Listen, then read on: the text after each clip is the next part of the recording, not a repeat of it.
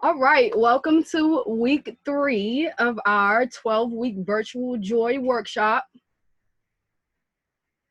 I want to take this time out to say thank you for investing in yourself. Thank you for choosing you and joining us on this Wednesday at 2 o'clock. Today's topic is trauma-informed healing. And for those of you that do not know, Cedrica and I are on a 50-state tour raising awareness for mental health. We typically spend 1 month in each state. We've been to 16 states so far. With everything going on with COVID-19, we have put our tour on pause, and we have put together this virtual workshop for you guys to engage in so that we can keep our mission going. So usually we go into school systems, any group of people that are interested in learning different healing modalities. We usually teach different toolboxes, tools to put in your toolbox to get you through life and to share with other people. You never know who may or may not need it. Got it? Yes. So as always, we like to start with a little housekeeping rules and an introduction before we introduce our guest speaker for today. I'm going to share my screen here.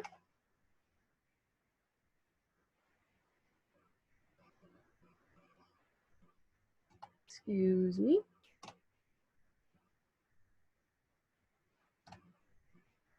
Not sure why it's not. Thank you for being patient with us. Technology is weird nowadays. This is not it. I'm sorry, give me 1 second. Thank you for being patient. How was your day? How is your week going so far? It is midweek. You guys can chime in, let us know how your week is going while we're getting this presentation together. Feel free to unmute yourself. Like, where's everyone tapping in from? What part of the world? Don't be shy. Yeah, hey, it's Eric from Dover, Delaware. I'm doing fine. Hi, Eric from Dover, Delaware. And yes, please feel free to use the chat also.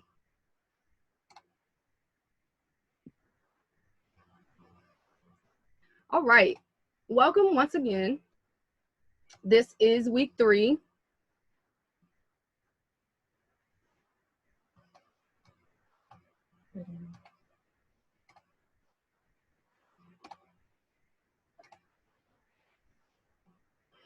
Let me just start over.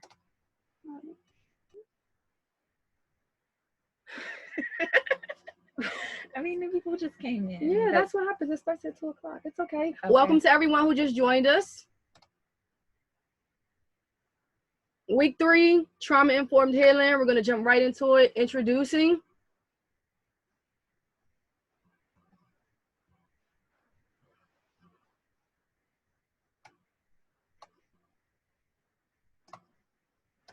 Cedrica, can you take over this part and I will handle some technical things. What do you mean? You can just go to the next slide. You should be able to just go to the next slide. Okay, let's set the mood. Thank you for choosing you today. No matter what your day has been like in the past, you have taken time to activate joy factors right now, today. For that, you should be applauded and awarded. Be prepared to take the next 1 to 2 hours to actively engage. Each activity exercise is brought to you by our presenters, Shantice and I, and also Brittany. Remember, this is strictly about you and finding ways to connect with your true, authentic self. Got you.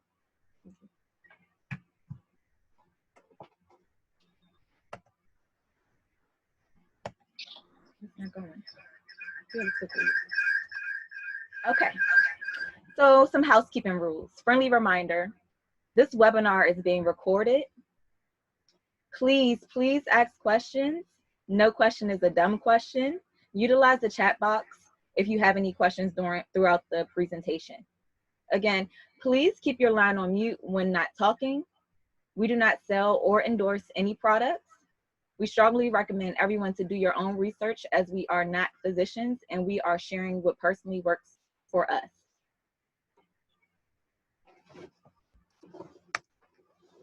And we would like to thank Black Coffee Company for allowing us to use their platform to Zoom with you guys. Black Coffee Company is a community that I highly recommend you tapping into. These are our partners. They are all around the world, and they specialize in financial freedom. Anything that you can think of, you can find in their community. Thank you, Black Coffee.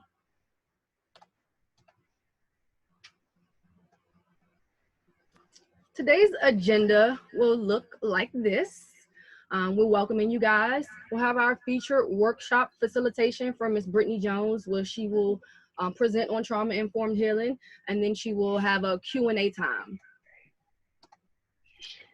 If time permits, we will get into a follow-up activity, and then we will invite you guys to next week's workshop, which is affirmation activation, and also talk about future workshops and any discussions that we may have at that time.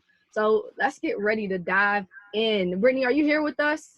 Hey, I'm with us. Can you all hear me and see me now? Yes, yes, yes.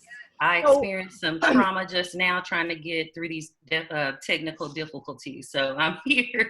No worries. We are Take here your time. together. Before we introduce our speaker, Brittany Jones, what inspired this trauma-informed is an activity that we do called destroying negative thoughts and replacing them with positive placement. But what we figured in doing this activity is that some people are struggling with root issues. And some of these root issues derive from trauma. Some trauma that we may have known that we've experienced, and trauma that we may have not have known that we experienced. And so we thought that this topic was very, very fitting, and we were very, very blessed to come across Brittany Jones and the work that she does in the community. So we're very excited to introduce Brittany Jones, and I will let her take it away from here. Thank you.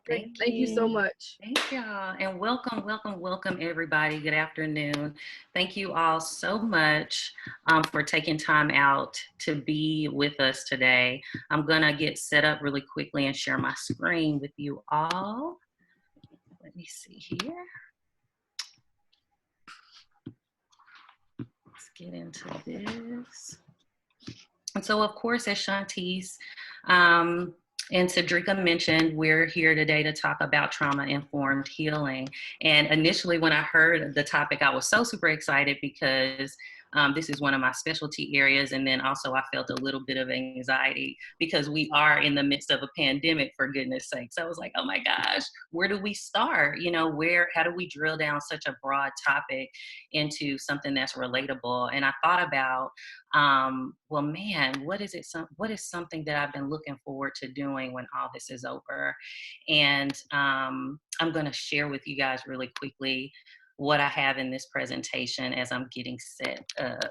Let me know by a thumbs up if you can see when you can see my screen and slides.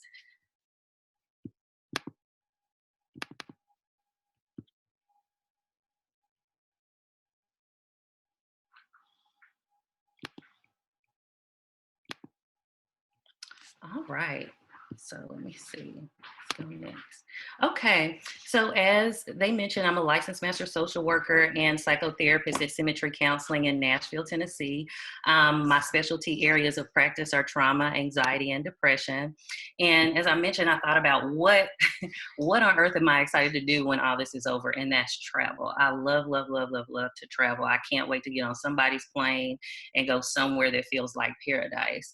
And so as I was thinking about that in the midst of all this, I thought, man, the last time that I was on a flight, I felt that I even experienced a little bit of trauma. And what that felt like was, you know, you get the excitement of going to the airport and feeling like, okay, I'm about to go on this trip, I'm about to relax, and you board the airplane and you feel excited about your destination. And then some of the first things that begin to happen when you take your seat is that the flight attendants start giving you all the safety briefings, and they tell you about the oxygen that you have available to you. And then you get buckled and settled in, you put your seatbelt on, which makes you feel extra safe on that plane. And then over time, it starts to, you know, the process starts up. The pilot starts to rev the engine up. You start to get into the takeoff phase of things, and you feel a little bit of bumpiness, and you're like, oh, okay, well, that's normal. I know what that feels like.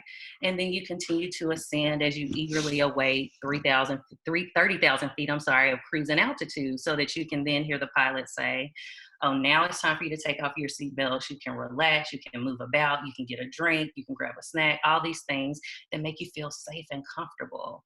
And then all of a sudden, out of nowhere, you feel this unexpected jolt in the plane.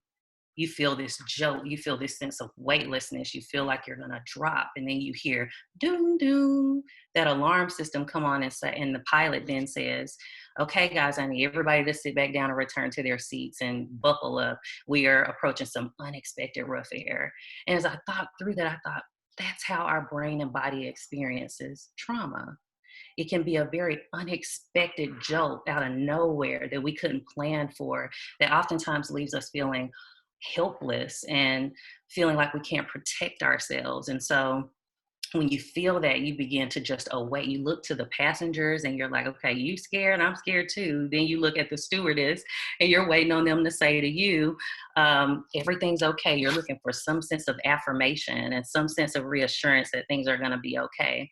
And then you settle back down as you feel the plane balance back out, and you feel that sense of calm come back over you. And then the pilot says, okay, guys, we've made it through. You can now unbuckle your seatbelts and relax again.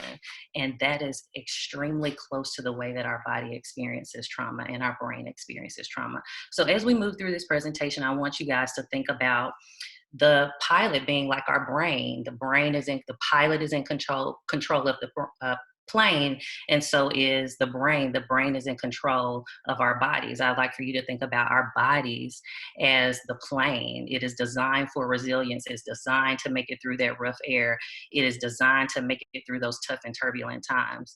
I'd like for you to think about the turbulence as trauma, those unexpected experiences that some people think is normal, but they're rough and they come up, and sometimes they can take us out. They can take the plane down. So I just want you to keep that visual as we move through this presentation.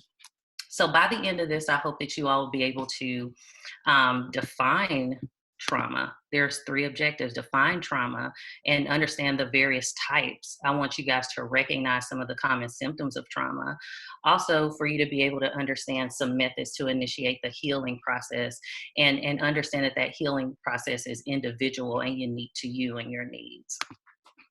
So trauma, what is it? Let's define it.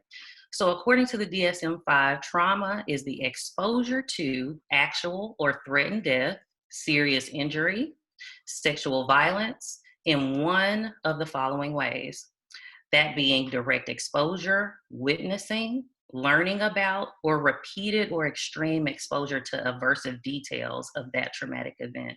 Now, that is not limited. This definition is limited, but I want you all to also remember that trauma can be a single experience, or it can be several small experiences of trauma that you can experience over a prolonged period of time. And so then we go into types of trauma really quickly.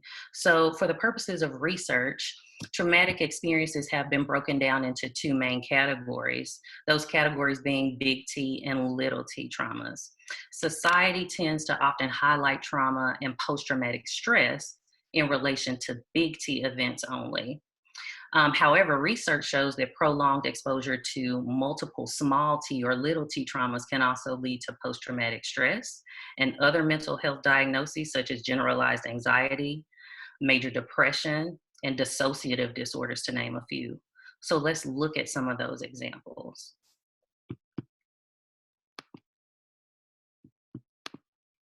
So coronavirus, right? Let's talk about what's happening for us all now. So coronavirus is considered to be what's called a collective trauma. And a collective trauma is a type of trauma that we experience as a whole, as a group, as a society, as a group of people that is not limited by size. And as you can see in this picture, COVID-19, quarantine, the pandemic in and of itself is a very relative and real example of collective trauma that we are all experiencing together. And for all intents and purposes, we are trying to regain a sense of safety and normalcy when the world around us right now feels unsafe. Also, we look at racial trauma. And so when we look at racial trauma, it is defined as the cumulative effects of racism on an individual's mental and physical health. For example, here are some recent impacts of trauma that we've had as we looked at the Ahmaud Arbery murder, and how it's left many of us feeling, especially those of us who are people of color, feeling even more unsafe to engage in our normal activities of daily living, like running, exercising, going to the store, due to fear of threat and fear of violence or even death. Another big T trauma, intergenerational trauma, and I know that Shantice is probably going to expound on this a little bit later, but intergenerational trauma is defined as psychological, familial, social, and cultural impacts that traumatic events have on us or on a generation, and it can be passed down to us through multiple generations. So examples of that are enslavement, genocide, the Great Depression. And we know that these effects can be transmitted to parents, their children, and their children's children. And then also, let's look at some little t traumas. And what we understand about some of the little t traumas are that these types of traumas typically impact us and they fly under the radar because we're not always aware that these traumas are present or that they would even be considered as traumatic events, because they have largely to do with the relationships that we engage in, our family systems, our friendships, our intimate partner relationships. So let's take bullying, for example. People may assume that everyone gets bullied or that bullying is a normal part of growing up. However, it's extremely damaging of an experience for the victim and oftentimes the perpetrator. The looming threat of being attacked or berated or belittled or even sometimes killed leaves our bodies feeling utterly defenseless. It impacts our sense of self-worth, the way that we see ourselves, the way that we feel that we are able to protect ourselves, and also trust others and engage in healthy relationships. Also, we look at verbal and emotional abuse. So verbal and emotional abuse and abusive relationships, for me, I believe it should be considered a big T trauma, because the impact of constantly being spoken down to, being told things like you are worthless, you're nothing, I hate you, you're ugly, I wish you hadn't been here. All of these things take a heavy toll on the way a person sees him or herself. And so the lack of safety or the inability to name or express our emotions and how we feel can cause us to feel stifled and shut down. Our bodies are designed to release these emotions and the intensity of the emotions that come from people's words. And, we hear sticks and stones may break my bones, but words don't hurt. Words do hurt. And we have to be able to feel that we can express that. Then divorce, things such as divorce or separation. When we look at divorce, we don't always think of it as a trauma, but for those who've experienced the impact, it is great. The separation of a family system, or just two people who have been in relationship for any given period of time, becomes our secure base. It becomes the space in which we begin to feel safe and where we can have our expectations and we can build and form trust. And so when that secure base is damaged or a separation of that takes place, we go through a grieving process of those relationships. So factors such as the who, what, when, and where the separation took place and how it took place can cause long-term effects on us. It can create mistrust in relationships, feelings of abandonment, neglect, and feeling unworthy of healthy relationships. So when we think about how we experience trauma, using that plane again. So what does trauma feel like? How do we experience it? The pilot, remember, is your brain. And the brain is responsible for how the body interprets and reads traumatic events and experiences. How does it respond to it? How does it store those traumatic experiences? Your plane is your body. And remember, your body is designed to withstand pressure and be resilient through trauma and also heal itself.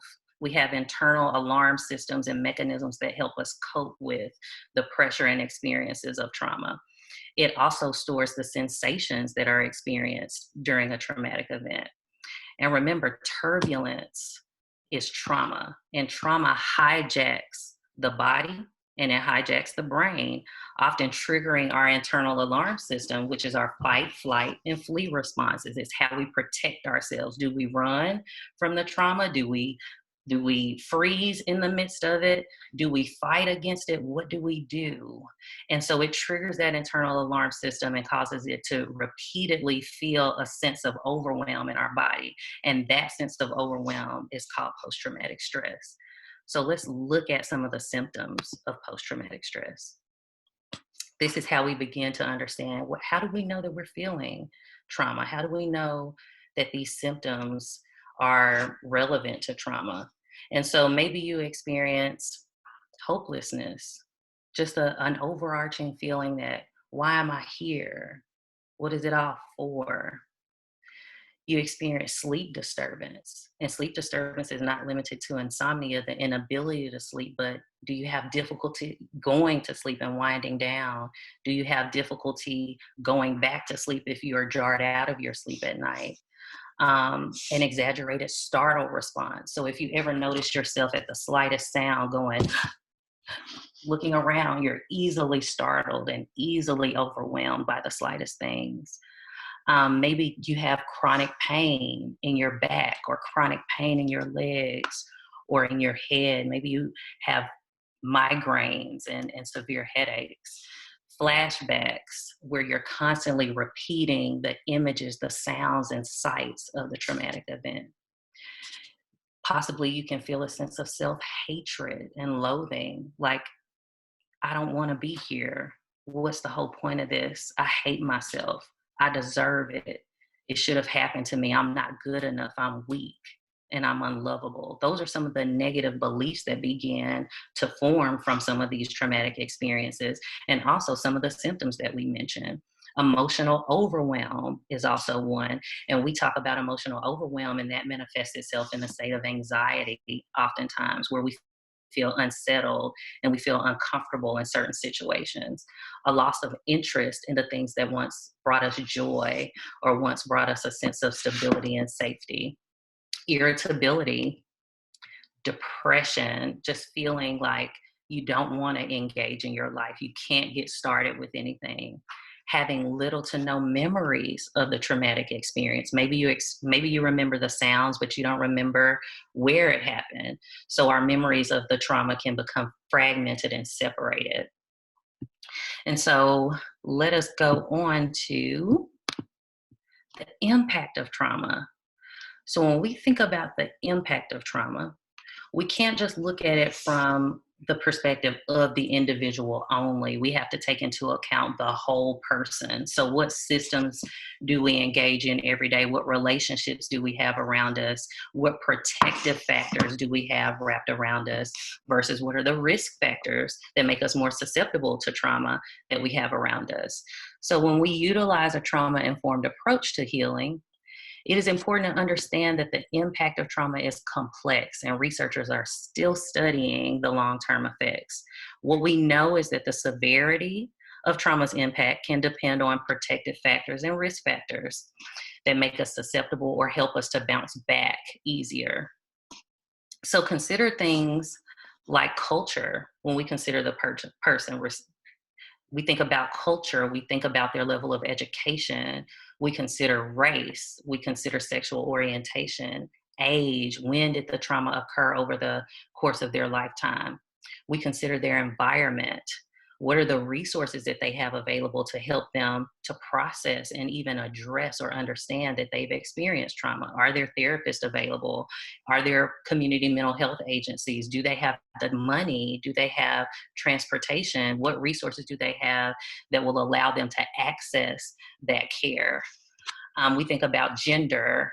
We think about faith and spirituality when we consider their environment. So what are the social norms? Is it okay to seek out therapy? Is it okay to seek out help? Do we not talk about trauma at all in our family system? Is it not a thing?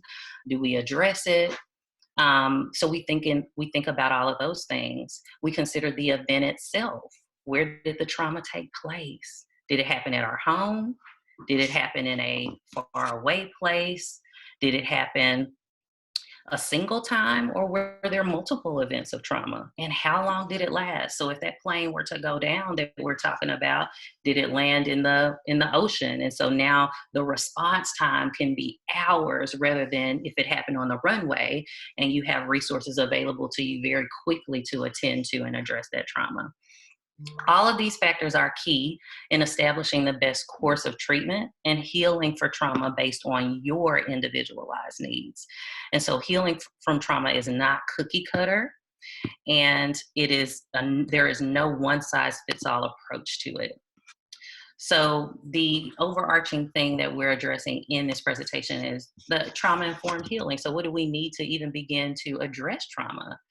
So given the severity and impact, I want you all to know that there is hope. There is so much hope. We can heal from trauma. Our brain and body wants to heal from trauma. It has internal mechanisms to help it heal from trauma, but sometimes that turbulence can become stuck and it gets in the way of us accessing our brain and body's ability to heal itself. So we must learn how to put our safety belt on first.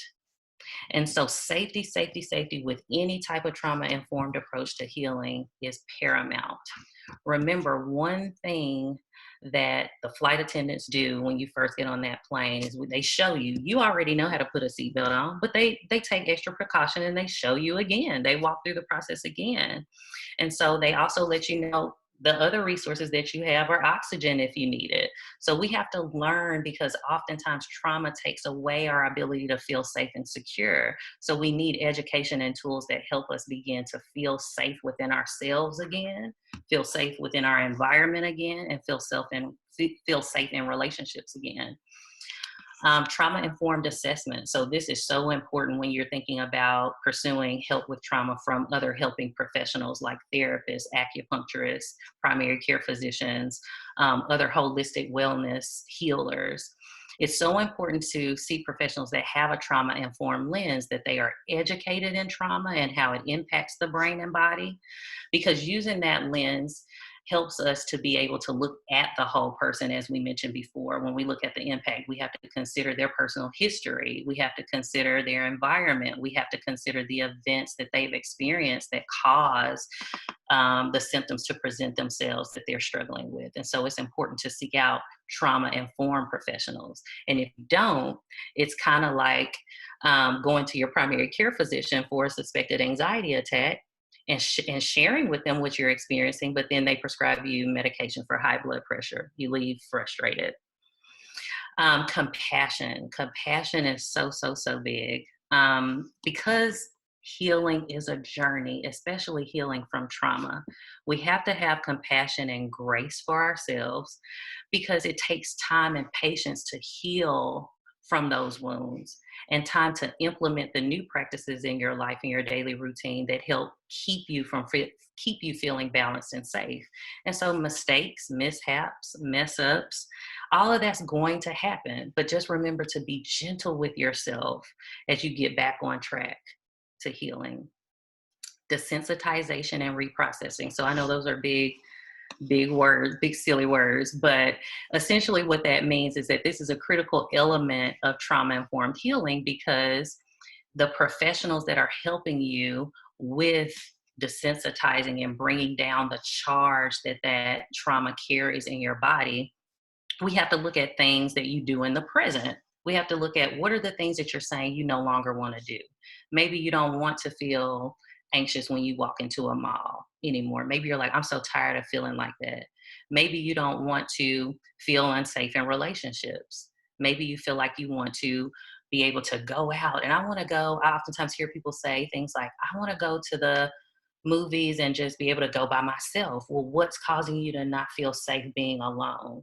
And all of those things can be connected to the trauma. And also feeling things like chronic pain, headaches, stomach aches, fatigue, some of the body-based, the somatic, what we call somatic body-based experiences of trauma get stored in our bodies. And so the helping professionals that you work with are helping you to understand where all of that lies within your body and how it's coming out in your environment, how it's coming out in your relationships. And they can begin to help you desensitize or bring down the charge of that, and then begin to reprocess the traumatic memory altogether and the traumatic experiences altogether in a way that you can tell the story. You are now back in a seat of control with that traumatic event in the way that you tell people about that event.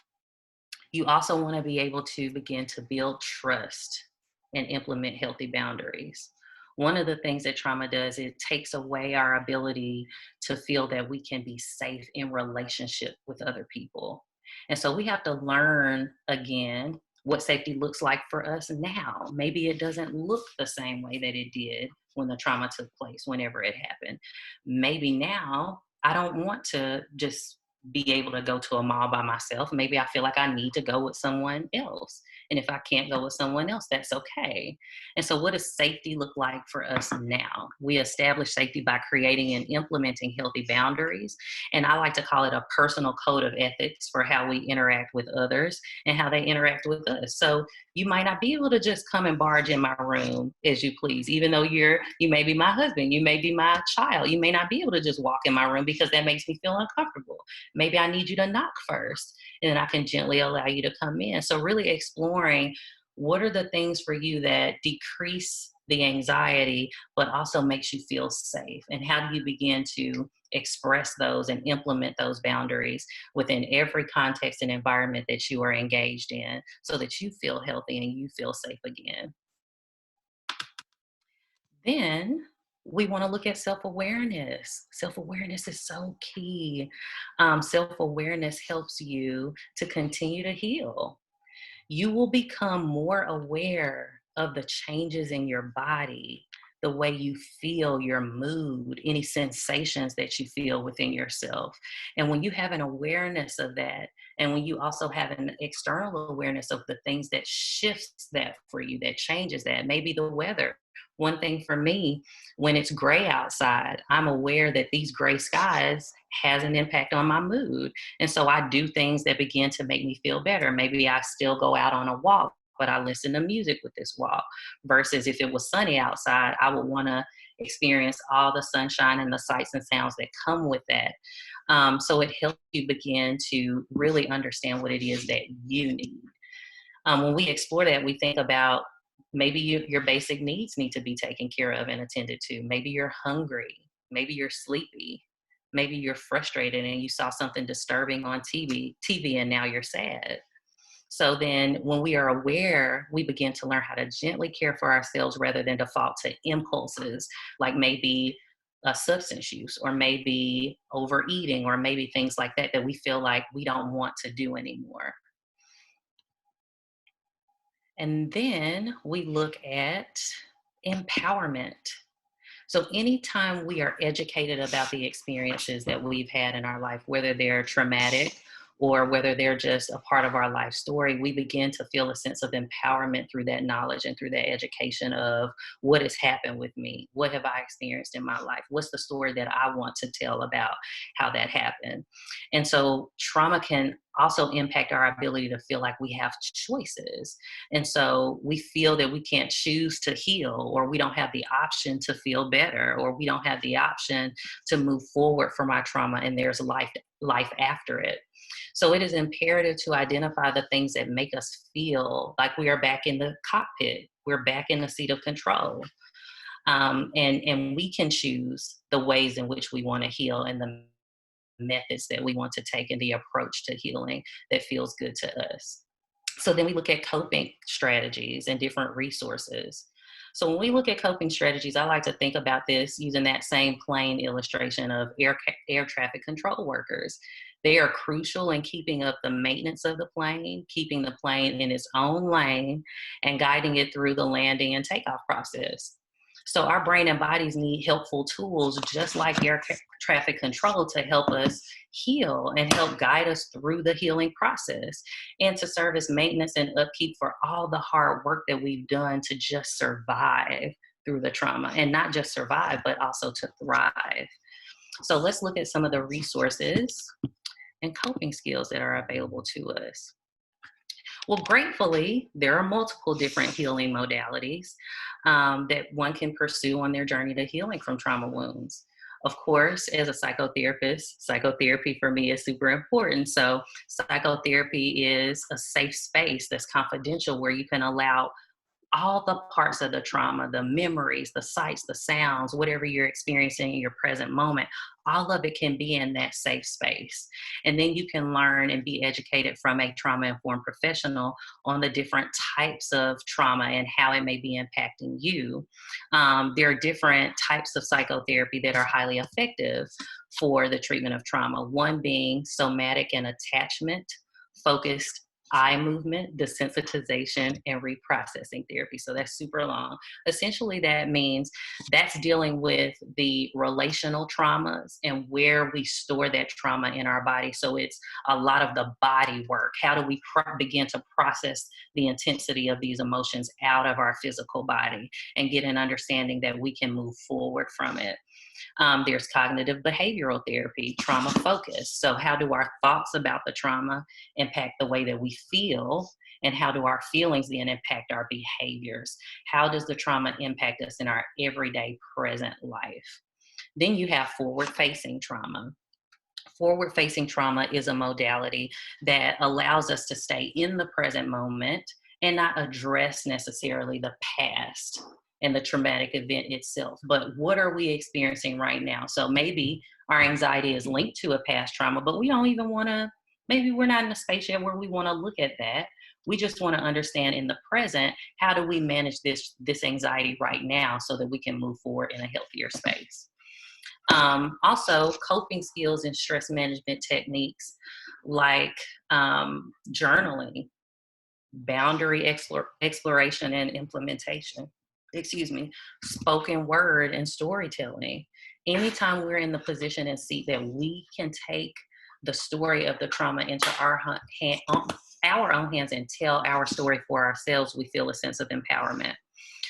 Support groups. So are there other people in your community in therapeutic support groups that share the experience of trauma or the particular type of trauma that you experience that you can lean on and engage in a space of safety with to talk about the way it has impacted you and the way that it has an impact on you in present day? There's Reiki healing, yoga. Anytime we're moving our body when we're processing through trauma, we are stimulating both sides, all sides of our brain, and it's helping us to feel a sense of calm and feel a sense of balance. It brings balance back to our system. So exercise in general and yoga, gratitude and self-love practice. So that feeds back into the compassion. Our brain and bodies are resilient like that plane again. We go through a lot. We experience a lot of bumps and bruises and jolts. And so taking time to express gratitude for ourselves and just tell ourselves, thank you. You made it. You survived through that. To nurture and love on yourself is important. And then sleep. A lot of research has shown now that sleep is highly effective. Rest is highly effective in our ability to reprocess and bounce back easily from trauma. And what happens is the experience of trauma can cause flashbacks and nightmares. So that interrupts our sleep. That interrupts the rapid eye movement period of sleep that we have that is reparative and restorative to the brain and the body. So we have to learn how to then get better sleep. And then also breath work. So how do we engage our bodies, our natural system of calm and healing that lies in our breath and our central nervous system? How do we begin to learn how to breathe our way through a traumatic experience or breathe our way through the anxiety that we may feel or the emotional overwhelm that we may feel if we're triggered in any way in the present? Hey, Brittany. Yes. I really, really love this slide. I want to take a second to reach out to the audience, and I want you to maybe drop a number, thinking about how many things that you've already engaged in that are on this list. I think, how many are in there? 2, 4. About 20 things.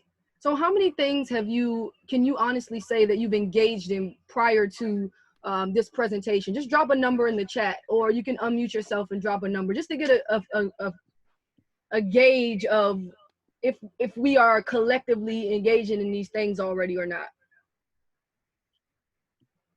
8 to 10, okay, it's awesome. We actually offer 8 to 10 of these things. And that's, so I cannot wait until you all go into it a little bit more. I'm super excited about it. Obviously, obviously, as a therapist, I'm highlighting these things like psychotherapy, exercise, sleep, journaling, because these are oftentimes recommended.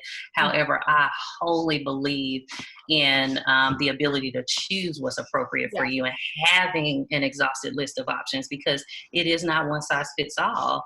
It's whatever works for you. And sometimes natural healing remedies are very, very, very effective. So we have some high numbers in this group. You guys are on it. And so as I move through, I'd like to put some of these healing practices in motion for us today. So I had for us an activity that's called the safe container exercise. And the safe container exercise is a somatic exercise. So it deals with what are we feeling in our body? What are we experiencing in our body? And it also is a mindfulness guided meditation type of exercise. And so if you'd like to participate, I'd like to just welcome you in to this exercise. It's utilized to help us first notice what we're feeling at any moment in time, identify what we're feeling, because maybe we notice that our heart rate is speeding up, but what is the feeling that is associated with it? Am I nervous? Am I worried? Am I anxious? It also gives us permission to feel whatever is here, because the truth about what we feel is that it's present. It's already here. It also allows us to visualize a safe container for those emotions to be, because oftentimes we felt that it's unsafe for our emotions to even exist. It's unsafe for those words to even be spoken because people have invalidated them or minimized. Oh, you're not anxious. Oh, you're not nervous, or girl, calm down, or child, please. They've been dismissed and minimized. So it gives us a space for our emotions to be without judgment. And so if you'd like to participate with me, I'd just like to invite you guys to get in a comfortable position, just wherever you are. If that's sitting down, if that's laying down, if that's standing up, whatever that is for you. And then you don't have to try to achieve anything. I'd just like for you to begin taking in some deep breaths, in long through your nose with me, and pushing that breath out long through your mouth. And I'd like you to just keep up that pattern of breathing in long through your nose, pushing the breath out long through your mouth. And gently begin to close your eyes. And just keep up that pattern of breathing as you listen to the sound of my voice. So we are nearing the end of our time. And I would like to be sure that you feel safe after this presentation. So first, let us just notice as you breathe what it is that you feel the need to contain in this moment. Maybe it's the strong feelings of sadness. Maybe it's the strong feelings of anger, or maybe even grief. So just allow, as you continue to breathe, the perfect container to come to mind that will be big enough and strong enough to hold those emotions. It could be as small as a coffee cup or as large as Mother Earth, or anything in between. So just imagine as you breathe that container, and how do the emotions go in? Just allow those emotions to begin to enter into that container from whatever entry point you decide. And just allow them to move in until you feel that they are all inside. And maybe you would like to put a lid on it or close the door to it. Or maybe you have already done that. So just sense those emotions being contained in the container. And just notice your body now. Now just see if there is anything else you need to feel that those emotions are safe and contained. You could put a lock on the door, have a special being as the guard. You could put it into a cave in a mountain. Just whatever you need is okay. And maybe you would like to invite healing or spiritual energy or light to penetrate those emotions and help heal those emotions. So just allow that energy and that light to penetrate those emotions. And when it feels complete, just begin to notice your body now. And just begin to take in 2 intentional deep breaths in long through your nose. Pushing it out long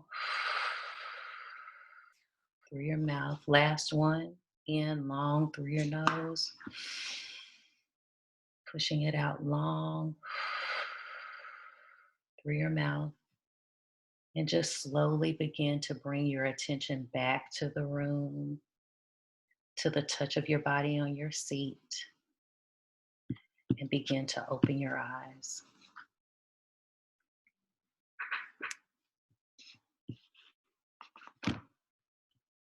I'm trying to check in with everyone. And if you feel good, just give me a thumbs up because I can see you. Let me know how you feel checking in.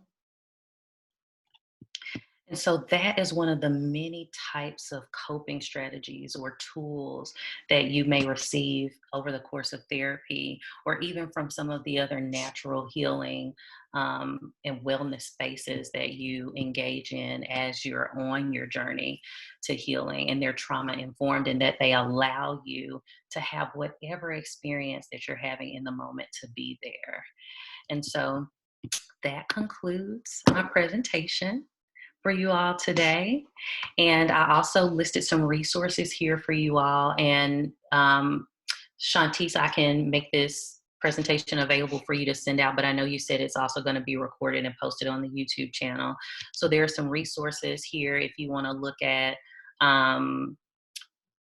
seeking out a therapist who is trauma informed. You can search on any of these directories: Psychology Today, Therapy for Black Girls, Black Female Therapists, Therapy for Black Men.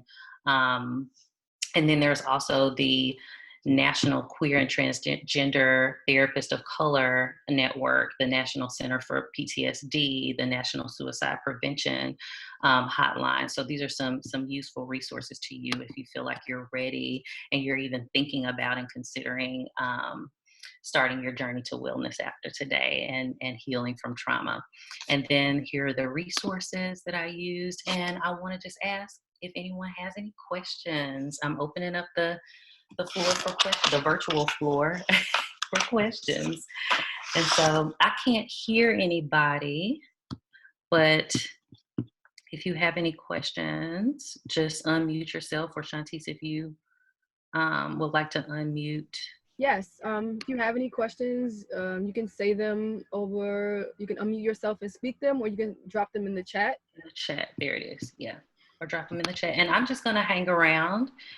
So if you just need some time to kind of let things soak in and sit, I'll hang around to answer any questions, and then I'm turning it back over to you, Shantice. Thank you, And you, Cedrica. so much. And thank Brittany. you so much for participating with me. Can I speak? Speaking.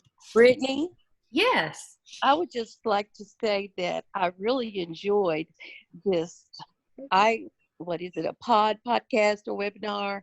I think it was very useful, and your resources you provided And also, I like the way you made it real life, comparing a plane to our bodies, which is very useful, and it helps someone get the point across.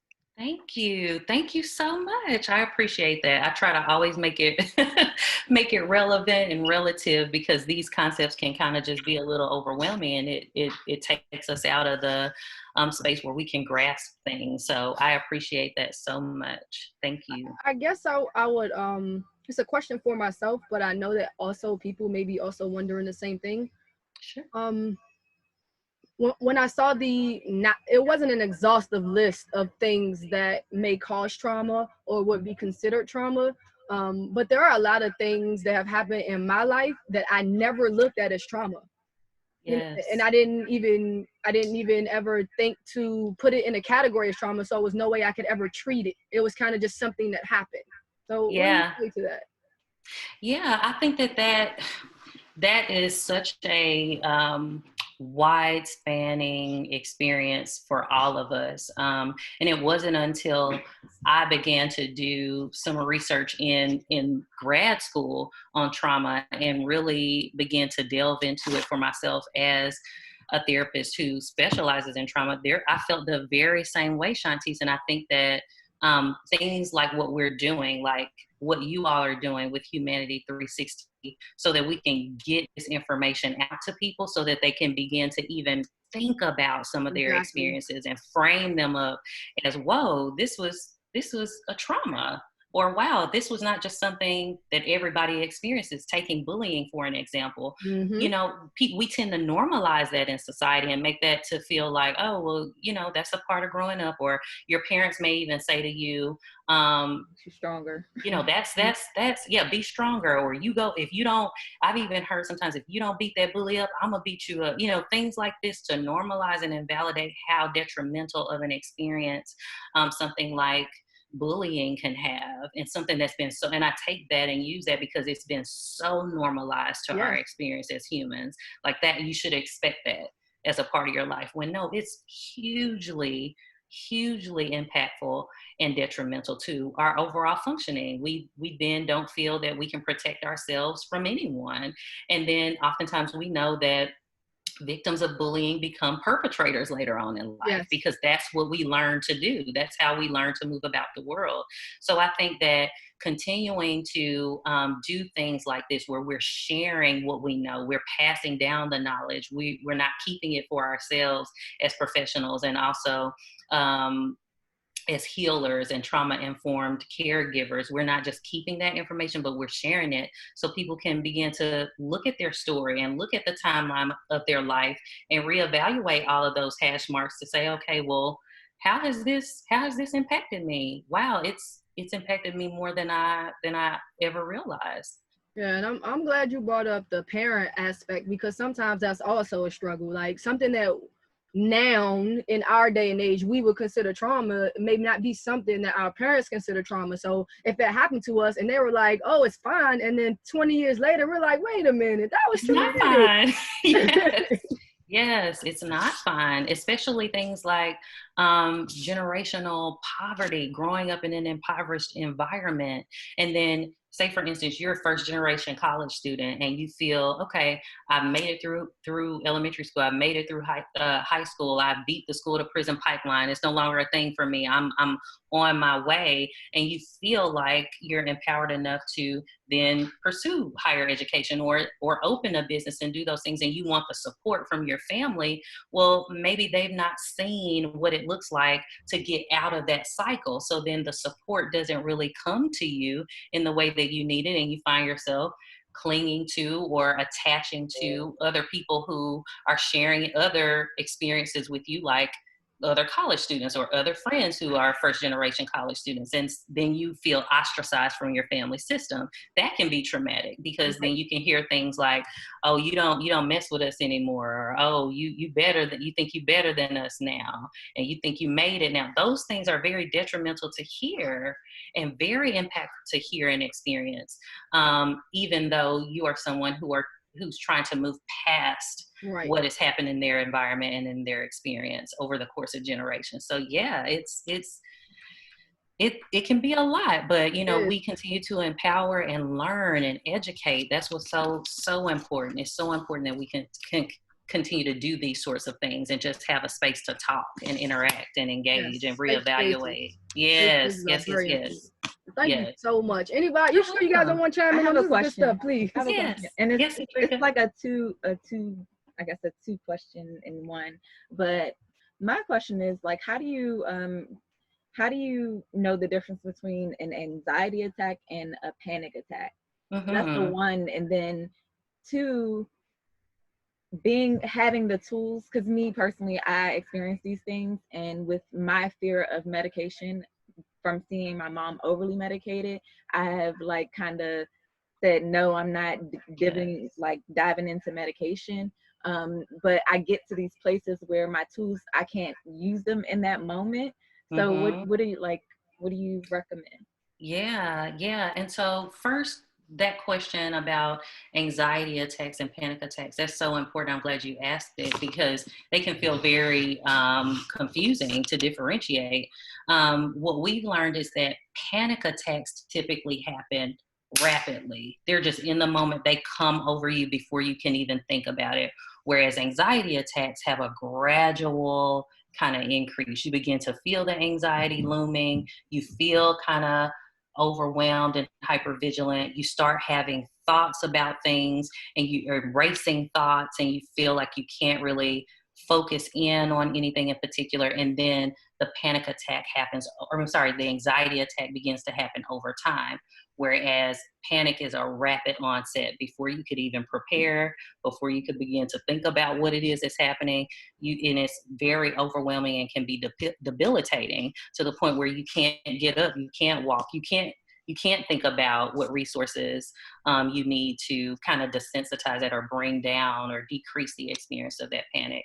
And when I hear you say, Cedrica, when I hear you be apprehensive about medication, I completely understand it. And I'll say that even as a provider, like, it takes a lot to get to know a person when you are in the prescriber's seat. You need to really take into account the whole person. That's why I said when you have a trauma-informed lens, you really look at the whole person. You look at their family history. You look at medications that maybe others in their family have taken and how effective have those medications been, or have they kind of exacerbated some of the feelings. There's now a blood panel that is available to people so that you can have your blood drawn and determine what type of medications work best with your genome and your DNA. So there's so many new tools now when it comes to prescribing medication, but it's so important that the practitioner have an overall picture of how you experience panic and how you experience anxiety, because it could be quite different from your family system, or it could be quite different from any other person who looks like you and gives the same symptom report as you and shares the same quote unquote profile as you. So the response to it is heavily kind of laden on the prescriber to be able to ask the questions and say, okay, well, is this working for you? If it's not working for you, what do you feel like you're experiencing as a result of being on these medications or not being on these medications? What sorts of tools have you implemented that do work for you?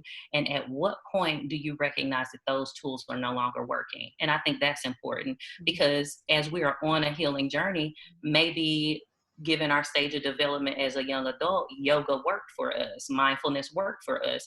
But now, because we're continuing to grow and develop, hormones are changing, other imbalances can occur, vitamin deficiencies, mineral deficiencies, all of these things, we're still changing and growing. So then our coping strategies have to change and grow. And we have to be open to learning new ones that work for us, maybe that have some of the same foundations or nuances as breathing and as moving the body, but maybe it's not yoga, maybe it's Reiki, maybe it's not mindfulness, maybe it is intentional breath work where you're using 1, 2, 3 breaths, where you're focusing just on the breath but not trying to visualize yourself in a peaceful space. So I think an openness to allow yourself to learn new tools if you're recognizing that those old tools are no longer working. Okay. Thank you. You're welcome. I would like to add that, but still in these moments, it's like it's like dying.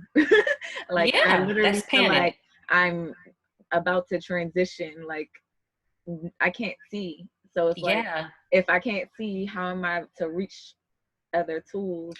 But yeah, I'm learning, I'm journeying, I'm being patient with the process, because also gauging the last time that I had one, like the gap between has, gotten larger. So I know that it's getting better versus getting worse. yes. And that's that self-awareness. Yeah. That's that knowing Yes. of, okay, am I still in the same place, or do I feel like I'm gradually and incrementally getting better? And it's having that grace and compassion for yourself. Yep. It's Mhm. having that grace and compassion for yourself, because what we did at the time of the traumatic event is the only thing our brain and body knew to do at that time. That's the tool it chose, whether that's hiding, whether that's running, whether that's screaming, whether that's numbing and not being able to feel. Maybe it's panic that we experienced at the time. And that's what our brain and body knew to do then. It's troubling us now because we recognize, okay, it was the Phillips head screwdriver that we were using at the time to make it work, but now we need a flat head. So we just need to shift. We need to get a new tool, and we need to learn what those new tools are that can work and help us. Yes. Thank you. Thank you so You're much. welcome. You're so welcome. So awesome. Oh, Megan wants to speak. Yeah, I have a question. Okay. How effective are Reikis, and how do you like recommend them for someone who may want them distantly? Mm-hmm. That makes sense. Yes, yes. I'll refer to Cedrica and Shantice on that.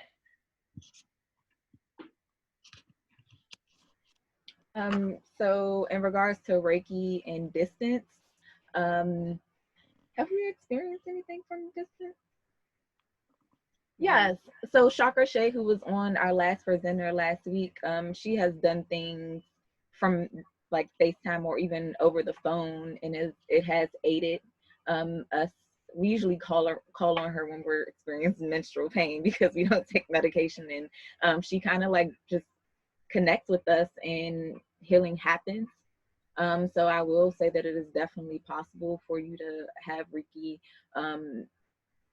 like not in the present, but also being able to tap into your own personal healing, knowing that you have the power to lay hands on yourself. So I do it. You just have to really trust yourself and have an inner knowing that the energy that you're calling on, whatever your faith or spirituality, whatever it is, trusting that it's with you and it can aid you in that moment. And remember that we're talking about energy. And so, of course, you would think that a physical presence would equal energy, but this thing is ever-resting. It's everywhere. It's everywhere. And so distance, there is no distance when we're talking about energy, in a sense. Megan, did that help answer your question a little bit?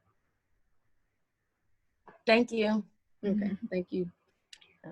And piggybacking on what you just said, Shantice, is the very reason why when you can talk on the phone to someone and you were in a good mood, and then all of a sudden they call you and they're sharing with you something that made them upset or overwhelmed, all of a sudden you can feel that come over you, is because that energy transfer really can take place. And whether that's in the negative or the positive.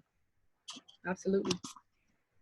I have a question. Okay, let's do more questions. I have another question. It just came. Okay. So in regards to the healing journey, and when we talk about trauma and trauma that exists in our family,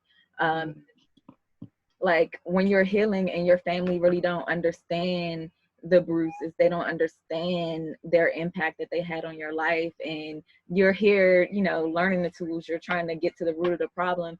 Like, how do you combat that? Like, how do you coexist with your family when you're healing and they're not? Yes. No, that's so valid. And honestly, in my work with clients, we talk about that a lot, because what it then can look like is there's been this kind of merry-go-round, and all your family members are on the merry-go-round. Everybody's going round and round in a circle, and you decide to hop off. And when you decide to hop off, you're like, oh, okay, I need some water. I need to go get a break. There are things I need. I need to go get a snack. And then I'm ready to come. You feel good and you feel full and you feel whole. And then you're like, okay, I'm ready to come back. But nobody, you constantly trying to jump on and nobody's slowing it down for you to get back in it. And so we have to recognize that it going back into that system, the only thing that we can do to begin to impact it or even repair it is to model behavior. Modeling that behavior. I know you probably heard it before, but it's really and truly, we have to implement boundaries, which is really hard because these are the people we love. These are the people that we can see and we want them to be better. We don't just want ourselves to be better. We want the system to improve, right? But until the system is ready and the system is open to look at the things that we have experienced and to validate those experiences, and then to say, okay, let's work on this together until they are all ready. And we know that each of us go through different stages of change at different times and different, our readiness ruler, mine can be at a 1 and yours can be at a 6, and then grandmama's can be at a 10. Like, so there's distance in that readiness for us to be open to look at those things. Right. And so what we then, our only responsibility, because what can happen is we feel responsible for the system as a whole, but our only responsibility is to manage what is in our bandwidth of control, and that is ourselves, and model the behavior that's appropriate for them. And they will eventually come around. They'll adjust. We all adjust to everything, just as we're adjusting to this quarantine, this pandemic. None of this is like anything that we've experienced before. So now everybody's moving at their own pace also. We're all trying to, right.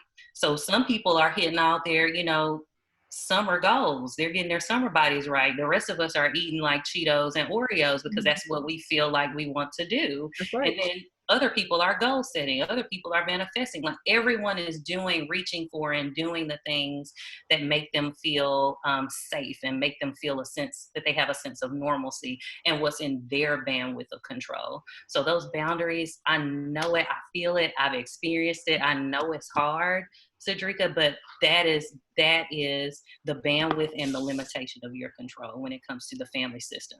But people will adjust to you modeling appropriate behavior. Thank you. It seems that it also resonated with someone in one of the participants. So thank you for that. Thank you. Oh, you're welcome. You're welcome. All right. Woo-hoo! Let's go. It's not over yet, man. We're just getting started. Thank you, everybody, for questions that you had. Yes, thank you so much, Brittany. You were awesome. You're welcome. And so, thinking about the trauma lens that you mentioned, and I don't need to go over the redefined trauma anymore, but I just want to jump into an exercise really quickly. So I'll explain this. I need my turn, actually. Sorry.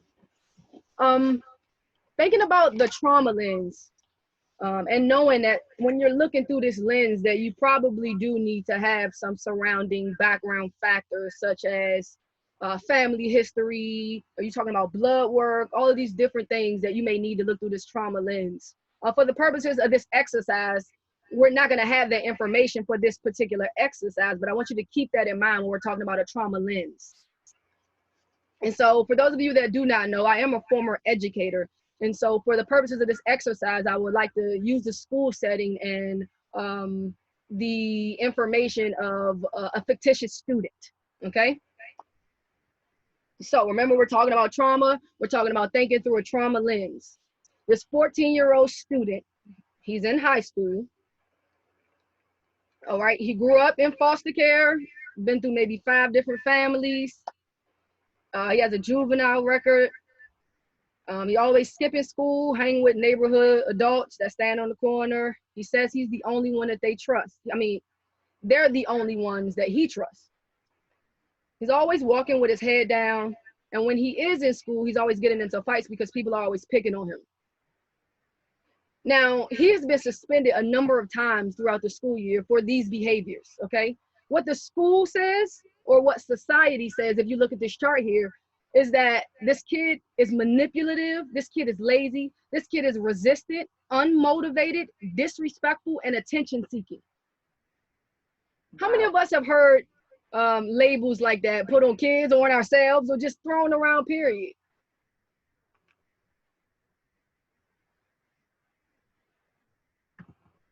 Never, nobody ever called you lazy. They called me lazy before. Manipulative. I've heard those things. You said you have? And even if you haven't ever experienced someone calling you that, like, you know that people throw these things around loosely all the time. Now, this is without looking at a trauma lens. I wanted to know, if we were to look through a trauma lens, how would we see this student? In what ways could we have compassion for this student? Yeah, you've heard teachers say this about students. Exactly. And not even going into thinking how that may make a student feel. But let's see what the trauma lens may say about these particular attributes that are placed on students from society. So I just took some of the behaviors that I said, and I put them in here, and then I put the trauma lens. Mm-hmm. So a kid that the school may be saying is manipulative, and we're looking through a trauma lens, we may say that this student probably never had its needs met. You know what I mean? Probably is doing whatever they need to do to survive. Yeah. But only through a trauma lens can we even say this. What about they were lazy, Cedrica? What? Doesn't complete any of his assignments even when he is in school. Maybe because he's overwhelmed. He's not stable. He's lacking the skills to make decisions about what to do first or to organize. So when you think about foundation, we think about what's home like. If he's not being uplifted and motivated, or the family at home isn't inspiring, encouraging him, then he's not going to feel motivated to do anything. I'm not going to do any assignments if I'm living in an environment like that. I'm going to tell you that right now. Mm-hmm. I'm not. Mm-hmm. So when we're talking about being resistant, maybe he doesn't trust any of you. How can he trust? Well, he's never been able to trust an adult in his whole life. Why would he trust you? Unmotivated, no clear guidance, nobody telling him where to go, what to do, how to do. He's still a kid. Right. Needing ritual and routine. Exactly. Yeah. So they're calling him disrespectful. He probably feels threatened and unsafe. We talked about safety. Mm-hmm. Calling him attention seeking. Maybe he does want some attention, actually. Appropriately, as he should. The friends in the corner are the only ones that he can really relate to. Right. They're not in school and they seem to be happy, so it's easy to latch on to those behaviors as well, because he can connect. Yep. And so I wanted to just give this short example to put us in the forefront of maybe if we were to look through a trauma lens, how we could see things a little bit differently. And in thinking about how all of these judgments were placed on this kid, I want you to take a second and think about how many judgments you place on yourself. Based on the trauma that you've experienced, there are some things that you think and say about yourself.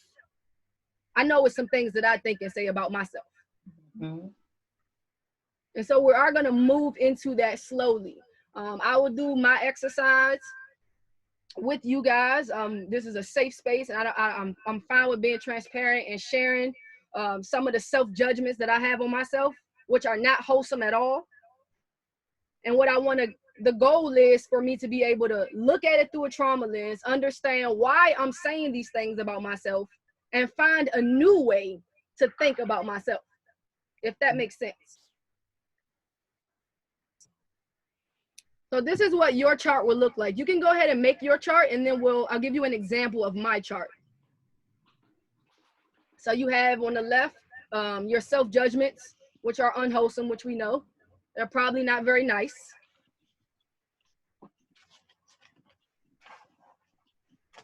In the middle, for the purposes of this trauma lens, we can actually think about where this originated from. We know our histories.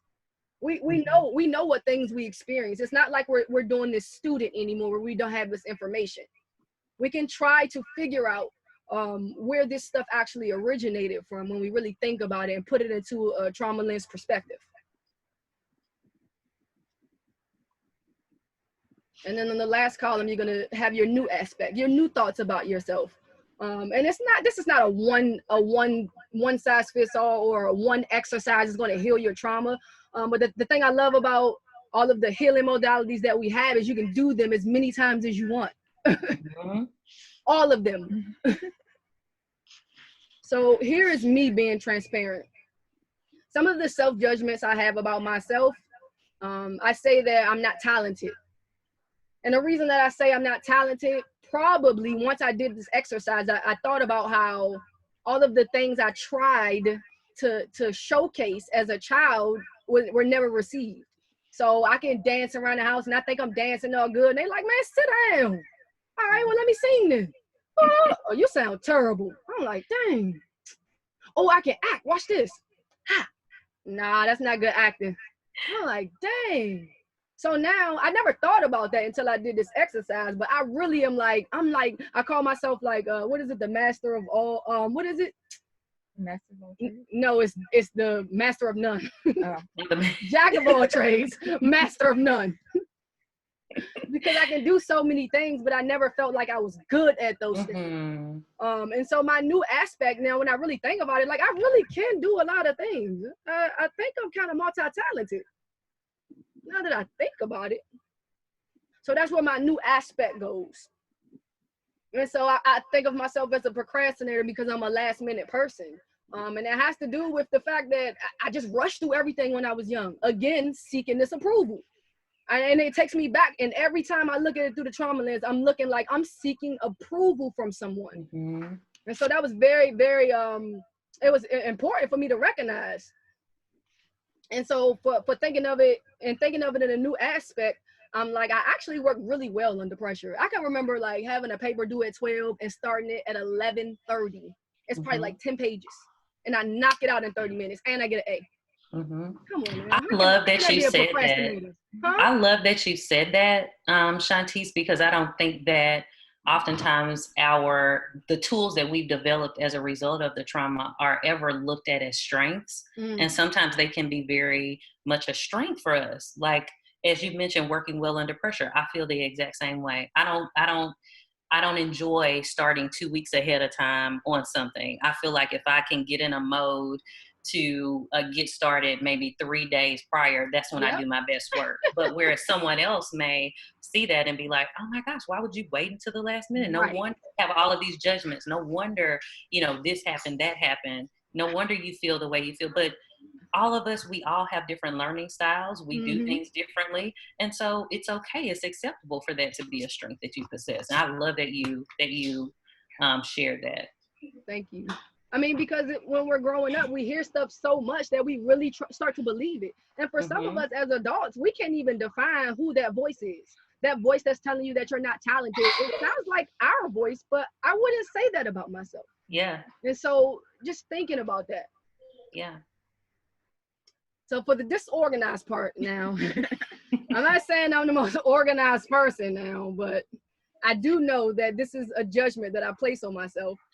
And I also know that it is a result of me not ever, and I use the word taught loosely because it was around me, but I'm not that type of learner. I don't learn by watching people do things around me.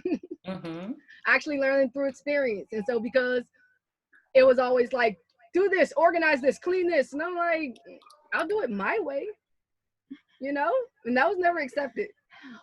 So my disorganization still lives with me.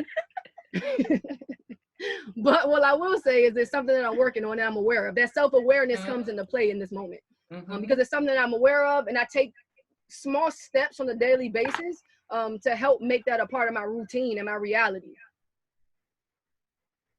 Whew. Thank you for sharing. Thank you. Yes, thank you. I don't have a list here, but I could share. Okay, let's go back to we'll go back to the blank one. There you go.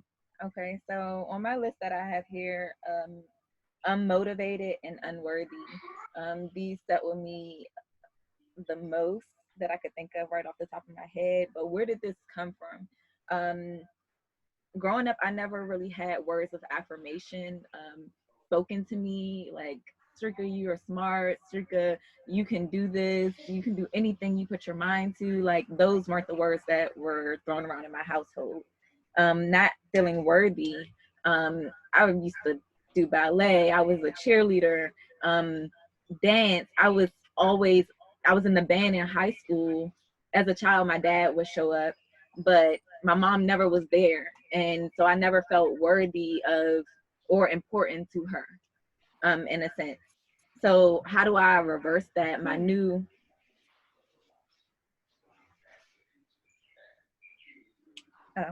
okay. So how do I move through that? I've learned to affirm myself, to know that only I can motivate myself, and whatever, and I'm only doing what makes my soul feel good. And that's what motivates me. If it doesn't move my soul, my spirit, then I know that I don't need to do it. Right. So a lot of my decision making goes off of what I feel internally, because I've been on this planet for 31 years, and I've done a lot of things that I do not like to do because I was trying to people please, or because I was doing what everybody else wanted me to do. Now, and it's like, no more of that.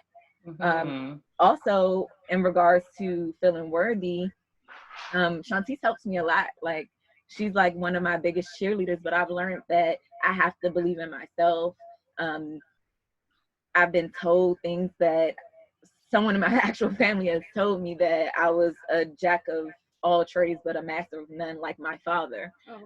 So that's a wound that stings deeply within myself, and I'm constantly working towards reversing that feeling, because I still want to cry right now.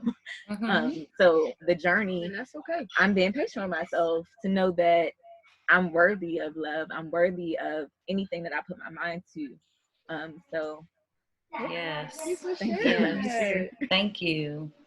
And I think it's so great that you put on this exercise the new aspect, because when we constantly are encountering these kind of negative thoughts and negative beliefs, and we hear that mean voice that's talking to us and telling us things about ourselves, the way that we begin to counter that, and the way that we begin to really just stand up against that, is to assess, well, what's new and true? What's actually true? What's the evidence to support that I'm not worthy, versus the evidence to support that, no, I am, and here's why. Because you, Shantice, you are a master of none but a jack of all trades. Well, look at all the amazing things that you have been able to do. You and Cedrica have been able to create and put together, and you have been a teacher. So what did you grasp from that? You've been in the school system and education system, social work. What are all the things that you've taken from and learned from those systems that you've interacted in? And how is it now feeding into what this great work is that you're doing now? So that's the evidence to support that, no, actually, actually, I like in real life. I put that next to new aspect, actually. And so we assess the evidence to support that what we know to be true about ourselves is actually true, versus the lies that we've been told and that we've heard. And so I do not attest to any of these anymore. That's not me. Yeah. So for all the participants, if you guys want to chime in, please do. I'd like to share. Yay. I have a few things to say. So one, I place a lot of goals on myself, and I like to hold myself to these goals very strictly. And so with that being said, sometimes I can punish myself for having fun. That makes sense. Right. So I feel like sometimes that could get to the point where it's unhealthy, because, you know, only you know how hard you work and how much you've accomplished. And so sometimes you do need that break. You do need that balance. You do need that other side. And so allowing myself to have fun sometimes has been a struggle for me. So that new aspect is to just be a little bit more tender with myself, and more aware of what I've done, and allowing myself to have those good times that I deserve. Another one I put was, I say I'm unsuccessful, and that goes back to what I've said about the goals that I set.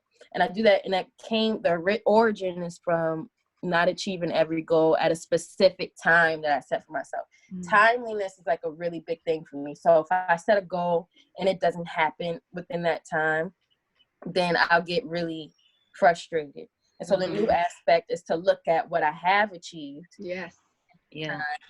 And to understand that I have so much far to go. There's all of this newness and all of this now. Yes. Mm-hmm. Yes. So yeah, that's where I'm at. Thank you. Thank you for so sharing, much. Keisha. Thank you. I think we have someone coming in through the comments, maybe. Maybe LaShawn is coming in through the comments, sharing. If anyone else wants to share, you can chat it. Or we can talk about it. You don't even have to use this chart. Just talking about rewiring some of those things that we say about ourselves, and bringing new aspects and positive aspects to those unwholesome self-judgments.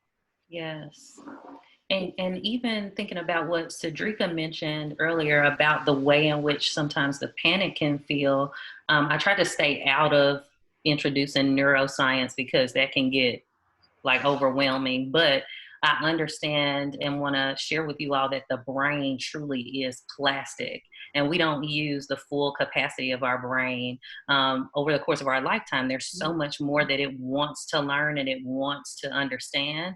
And so because it is plastic and it can flex and it can bend, some of those rigid ways that we feel about, you know, how we were rewarded when we accomplished a task, or how do we begin to learn how to feel more balanced versus feeling overwhelmed to the point where the panic feels like it's going to take us out. Our brain wants to learn how to do that, and it has the ability to learn and fire and wire new synapses.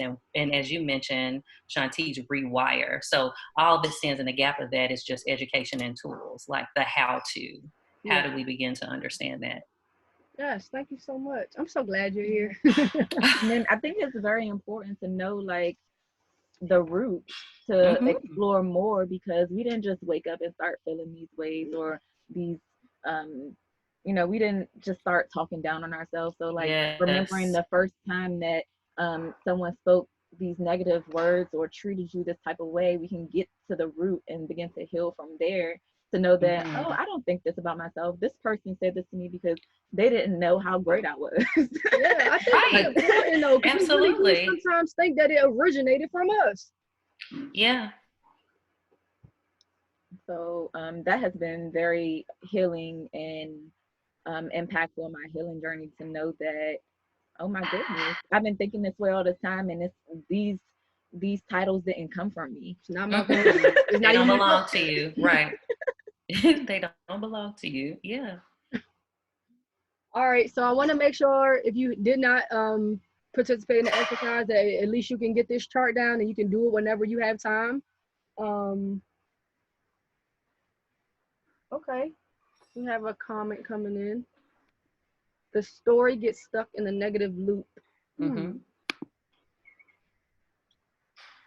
I feel that.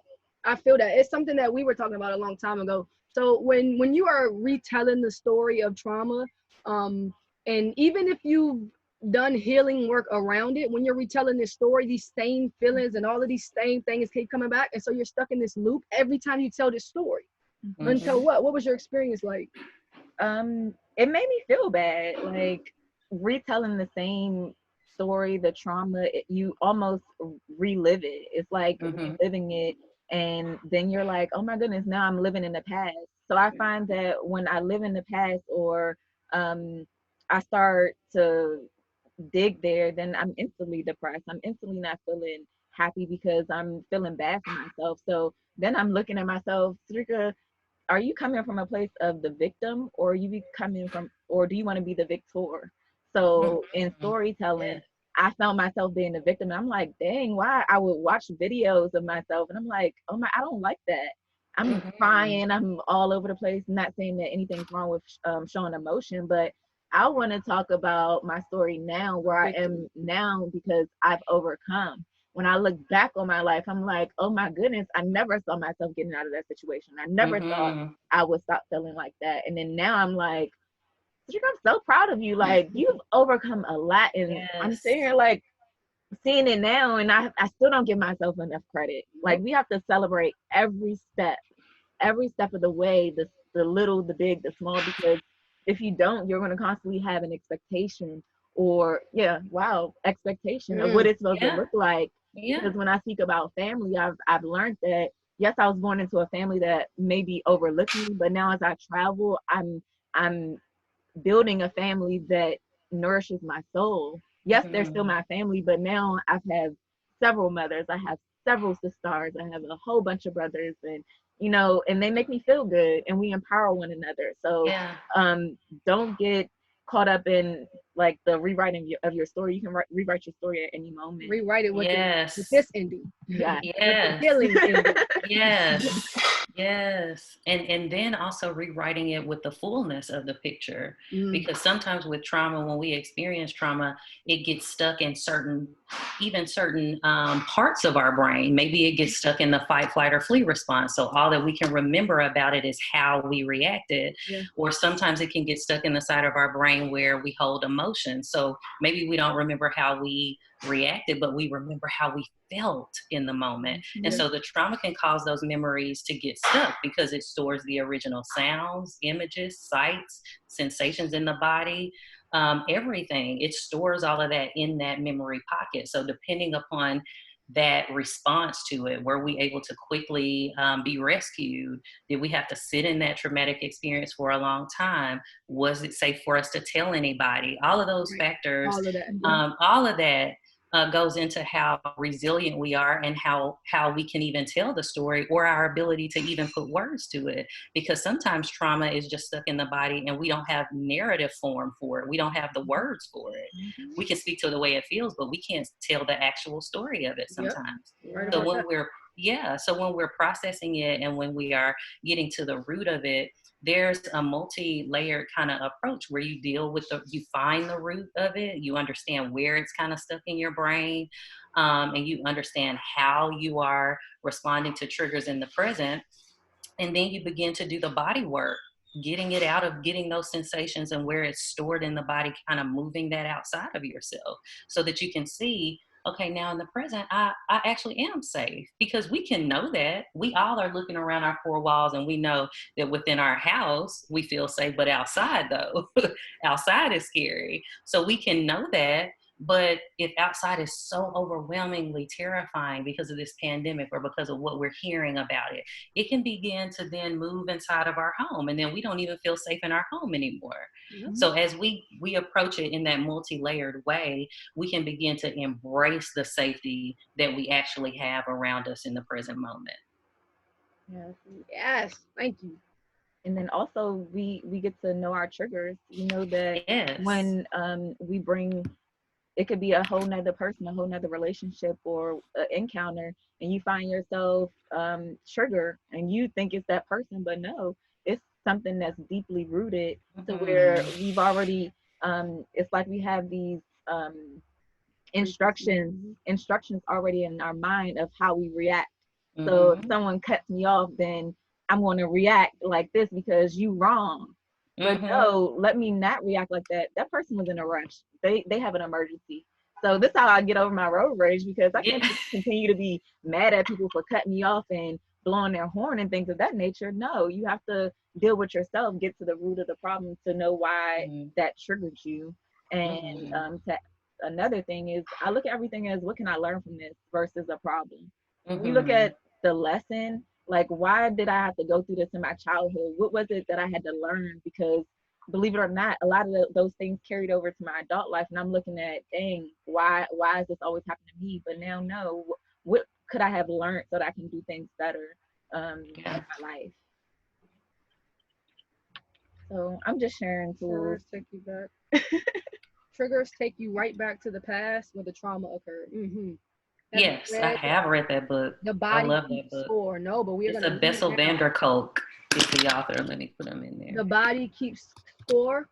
Right. Bessel van der Kolk, he's one of the leading researchers on trauma and how it impacts the brain and the body. And so it talks a lot about that somatic storage. And then when we are even telling the story of what happened during a traumatic event, those triggers make us feel like, as you were saying, Cedrica, like those are the instruction manuals. We have to respond in the present in the same way that we did during that event.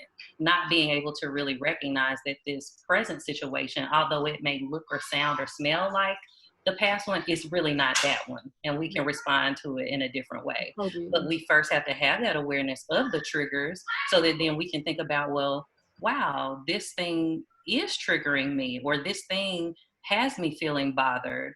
And then we assess and break down, well, why does that bother me? Why does it bother me when I hear people scream? Like if I hear one of my kids scream, why does it make me feel jarred?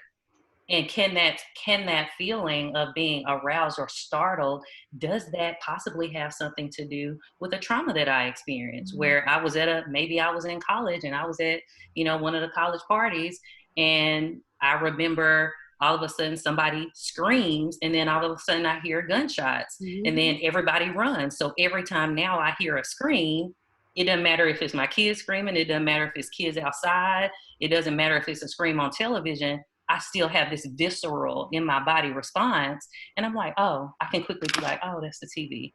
But I may not want to feel that over and over again every time I hear a scream. So I have to notice that something about that is triggering me. Something about that is causing my brain to feel like I need to prepare to respond to it, even though that's not the same situation that took place in the past that's affecting me in the present. Yes. Thank you so much for that. Guys, I know that was a lot, but I hope you enjoyed it. Vessel Van Cope. Okay. Thank you, LaShawn, also for that information. And thank you for all of you who are still here with us. Thank you so much. We really hope that you're gaining some insightful knowledge here. And yes, thank you. So and again, we call this destroying negative thoughts. We have no room for negativity. Whenever those thoughts come up or anything negative, drown it with positive thoughts and words. Drown it. Yes. So as soon as that negative thought comes up, try to replace it with a positive one. We have a tool that we introduce to people: catch it, check it, change it. So you catch the negative thought when it comes in, you check it, hold up, no, we're not doing this, and then you change it to where you're speaking from a place of power and you are the victor. So catch it, check it, change it. Check it, catch it, check it, change it. I put it in the chat. All right, on next Wednesday, as you know, we are doing this every single Wednesday. The next week we'll be talking about affirmation. So affirming yourself. Knowing after you know these triggers and this trauma, you want to start to affirm yourself and who you are becoming. Okay? So we'll be talking about that next week in depth. We do have a special guest coming on. Here are the remaining Wednesdays until July 15th and some of the topics that we'll be discussing. We have aromatherapy, knowledge of self. We have a special guest, Dr. Supreme. He'll be here for that one. June 10th, we're doing breath work, herbal remedies, creative expressions. That's going to be my favorite. Ooh, I love that. Plant-based eating, introductions to yoga, other modalities, and then sound healing. Yeah, so if you're just now being introduced to Humanity 360, please follow us along our journey as we will be continue to travel to share several healing modalities and to share our presence. You just never know where we may pop up at. We kind of are very whimsical in regards to like where we go. We were in Atlanta last time we talked to you guys, and now we're in Florida. You never know where we'll end up next Wednesday. You stay tuned for that. Yes, but do follow us on Instagram, Facebook. We have a YouTube channel, Twitter. Check out our website. Shantice and I, we quit our jobs to do this work, and we do not get paid for what we do, and we're still thankful, we're still grateful that we have everything that we need. Like being here with you guys brings us joy, and we want you to know that we love you and we're here for you. This is our number. We have a 24-hour support hotline. People call us all the time. All the time. You can call us too. You can call us. It's no judgment. We're not telling people what to do. We're just being a listening ear, and we validate people's feelings. it's tough going through something and people are like, just get over it, or it's not that bad, minimalizing what people has gone through. And that's sometimes what we get when we call on our brothers and our sisters, like our friends, like, this is what happened to me today, or this person did this, and then sometimes it turns into toxic advice, and that's what we're about. So definitely, if you feel compelled, or you know somebody that needs somebody to talk to, this is our number. We also have a chat. Yeah, anonymous chat. So if you do not want us to know who you are and you still would like to engage, as soon as you go to our website, you'll see a little blue bubble in the corner. You'll be able to talk to us. They'll give you a fake name. I think the last person was Ghost White Kite. But anyway, we were able to talk to Ghost White Kite for a little while, and we were actually able to help him or them. I don't know if it's a guy or girl. Also, please drop where you're from in the chat, or where you are in this moment in the chat. We will be using it for our data. So please let us know where you're from. Does anyone have any questions for us? Open up this floor. We just want to say thank you for choosing you today. It takes a lot to, you know, be sitting still for 2 hours. But when you're having a good time and when you're doing it for you, we get results. I think someone wants to speak. LaShawn, would you like to say something? Yeah, I just want to really commend you, ladies, and your mission. Phenomenal. And the presentation was awesome. It was engaging. And the work that you ladies are doing, I can tell that it comes from the heart. So please be blessed and continue. Thank you. Thank you so much. Thank you all. Thank you. Anyone else? I just want to leave everybody with saying thank you for making time to be with us today and giving me the opportunity to share knowledge about trauma and trauma-informed healing with you all today. And I want to leave you with this quote from the creator of Somatic and Attachment Focus, EMDR. She believes that anything that keeps us from being a shining star is either a memory or a lie. So has to think about that. And just can you say that one more time? Yes, anything that keeps you from being a shining star is either a memory or a lie. Okay. I'm glad you mentioned that because I forgot about this slide. Oh, yeah, it's not like that. Oh. And then I'm glad you mentioned that because I did have an ending mantra. That's awesome. Anything. Okay, so is it okay if we were to all just say this together? I wanted to do it 3 times. Maybe the first time won't be as exciting, but that third time that we say it, I want it to be full of Is that okay? Now unmute yourself. Please unmute you. We want to hear your voices right now. Yes. Yes. Yes. Yay! All right, on the count of 3. Yeah, we're gonna say it 3 times though. So all right, go ahead. 1, 2, 3. I am all that I desire to be. I am all that I desire to be. I am all that I desire to be. Woo! Let's go. You guys are awesome. We love you so much. And thank you guys for being here with us. We'll see you next Wednesday. Same time. Bye. Great job, Brittany. Bring a friend next time. Thanks, guys. Thank you.